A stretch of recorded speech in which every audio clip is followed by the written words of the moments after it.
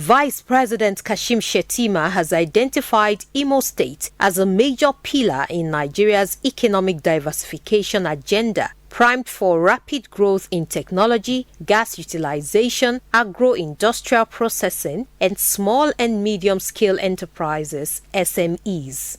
He said the government is committed to providing access to financing through the Bank of Industry and the Development Bank of Nigeria, alongside structured public-private partnerships. Speaking at the Imo State Economic Summit 2025 in Owerri, Vice President Shettima said national prosperity could only be sustained when every state takes ownership of its development and deliberately harnesses its comparative advantages. The Vice President described Imo's economic prospects as unmistakable, stressing that the state occupies a strategic position in President Bola Tinubu's reforms aimed at stabilizing the business environment and unlocking long-term growth.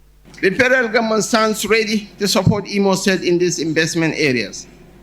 Our role is to work with you to unlock opportunities, to de-risk promising ventures, and to ensure that the benefits of development are felt across communities. To our investors here today, the message is unmistakable. Imo is open for business. Nigeria is open for business. And this government stands as your partner in progress. The world has moved beyond economies that depend solely on natural resources. The most competitive nations today are those that invest in technology, cultivate talent, and place innovation at the center of their development agenda. Imo State Governor Hope Uzodimma said the state under his leadership has since utilized its unique landmass and abundant natural resources in providing the ideal environment for investors and businesses to thrive. He also coined a meaning for the name of the state, describing it as a place where investment meets opportunities, IMO, and business together, follows. We can trigger the rise of a new industrialized Imo State and make her one of the most industrialized in the country as well.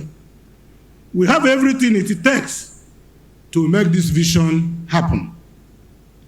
As I count on your understanding and massive support through your investments, just know that we have built a solid foundation to house your investment.